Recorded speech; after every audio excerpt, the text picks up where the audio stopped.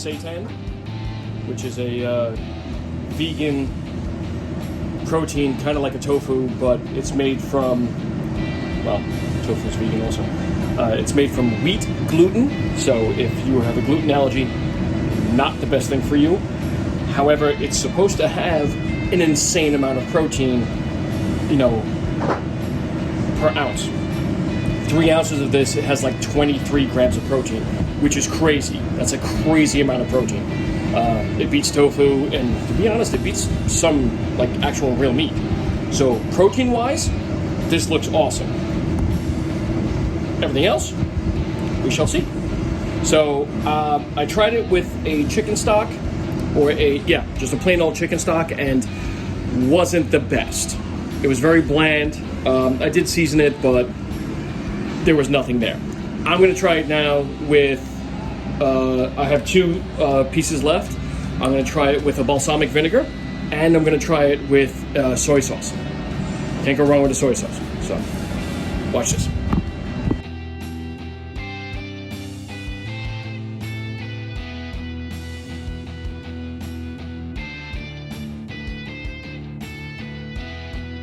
So if you notice, I threw that big clump of seitan into the pan. The pan was actually pretty hot from the previous time I cooked. Add a little bit of spritz of my avocado oil in my little spritzer here. Get it on Amazon.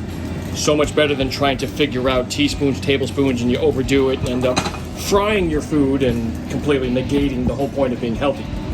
But it completely broke up. So you're going to get to see that. So I guess I'm going to do the soy sauce first, because that's my favorite. So, although balsamic's pretty good too. So, let's take a look. So, there it is all broken up.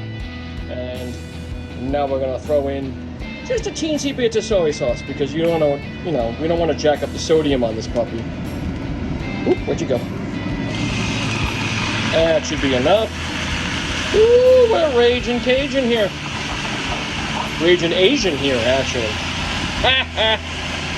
That's funny. Not really. Alright, okay, we're getting dizzy here. Alright, let you know how that is. Alright, man. So, after all of that cooking, all of that stuff, I dropped in the soy sauce, dropped in everything, and, I got some nice, dark colored pieces here. It's definitely cooled down enough that I can touch it. And, to be honest, it's not horrible. Not the greatest thing in the world, but definitely not horrible. Alright. You get a good, it takes on pretty much whatever flavor you have, but it still has that bready, like, I don't know if you ever had Chinese food where you get the white buns, and inside the bun is a certain type of meat or whatever. Where the meat meets the bun, that's kind of what that tastes like.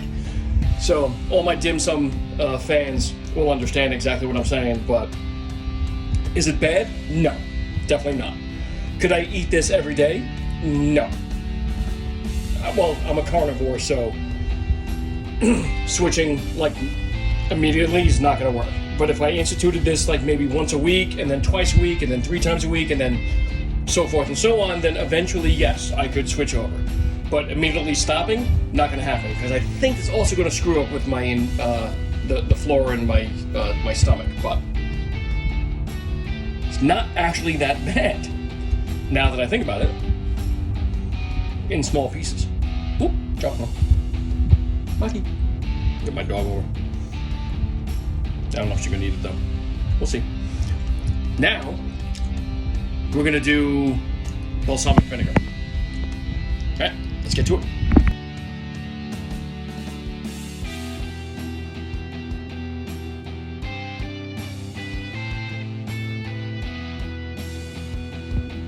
Alrighty, now we got the second group in the pan here. Same thing, a little spritz of avocado oil, and has a higher smoke point, so you don't burn your food.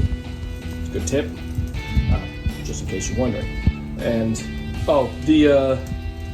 this little spritzer thing is like $12 on Amazon. So it's better than the the spray cans of, oil sprays that people spray on. You need to understand that inside of that is propellant to get all that crap out. So that's a chemical that's being used with your oil to get the oil out, oilish, into the pan.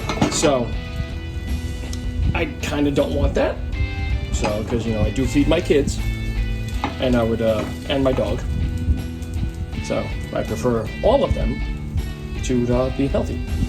However, so that thing, $12, awesome. You fill it with your favorite oil, turns it into a spritzer, and you really can't go wrong. So, like I said, put in that big old clump. You saw that. It broke up, and just separated everything. Actually used the spatula, broke it up into even more pieces, smaller pieces, and now we're going to try balsamic. So, check this out. All right, so there's our pieces. They look more orange than they really should, but they're not. These are not orange. So, that's my hand. My hand, see, now my hand with the normal light. But they're not that orange, so just keep that in mind. Okay, here's a little balsamic, just a little, because it's meant to be little. Not too much. Let's get into the rest of it. Oh, where'd you go? This is not a raisin. Okay, there we go. Oh, where'd you go? There you go. When you get dizzy here, that's what I hate about doing this. Okay, so that's cooking in the balsamic really quickly. Wow, really, really quickly. So we're just gonna turn that heat off, and we're gonna see how this one is once it cools down. Cool. All right, so done with the balsamic, and to be honest, there's a little bit of a balsamic taste to it, but I don't know. This is definitely an acquired taste. Medical reasons, if you need to change to a non-meat diet, then yes, experiment with all this stuff, do everything that you have to do. If you don't, I hate to say it, but everything else tastes much better. It absorbs the flavor much better, which is strange because from what I understood, that this stuff actually took on the flavor like a very like a mushroom or a tofu or anything like that, but this really didn't. So, and I cooked it according to the directions, so don't come at me. Is it edible? Abso-freaking-lutely. If I was served this in a vegan restaurant or a vegetarian restaurant, I would not have an issue. But if I ordered a porterhouse steak and this stuff comes out, we're gonna have a problem. But again, that's the difference between vegans and non-vegans.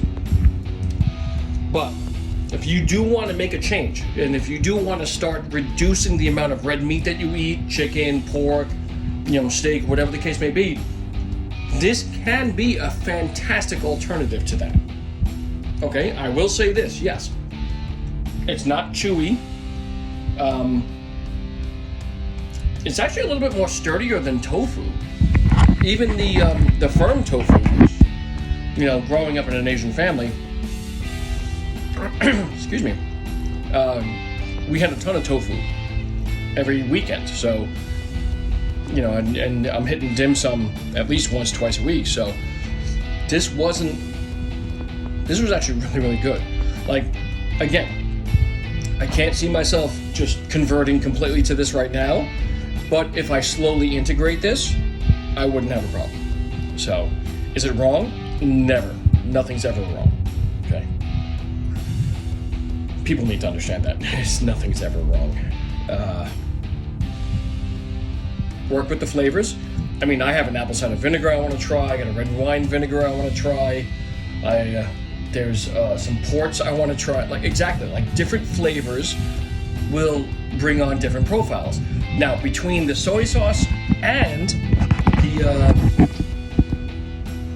the balsamic vinegar, there was a huge difference. Okay? Huge difference. Don't ask me which one's which because I can't tell.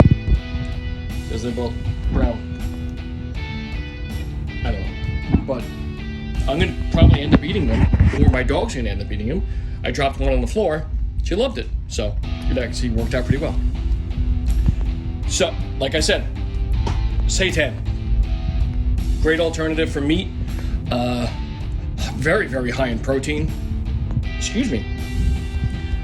We should try this in tacos. Yes, we should. We should try this in tacos. It's a crumble to begin with, so add some taco seasoning, tomatoes, a little cilantro, little lime juice. I think we're on to something. Damn, Skippy. Can you really go wrong with tacos? No, you cannot. So anyway, seitan, try it. You never know until you try, right? I'm getting you dizzy right now, right? Because I'm gonna. Woo-hoo! Anyway, listen. Kitchen is the best place to try to experiment. Cooking is nothing but science, and the best part is, this is not an exact science, which is why I don't bake. That's an exact science. Thank you again for watching. You guys are awesome. Love you all. And I will see you again because I'll be doing this more. Have a great one.